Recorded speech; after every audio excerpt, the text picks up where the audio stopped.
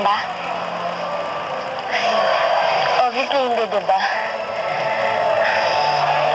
Basta, kung ano man yung dinidibdib mo,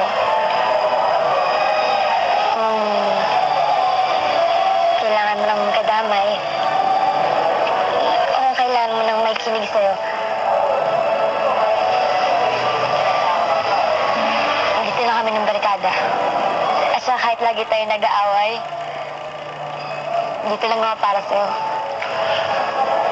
Salamat, Ella. Pero sa ngayon, gusto ko muna mapag-isa.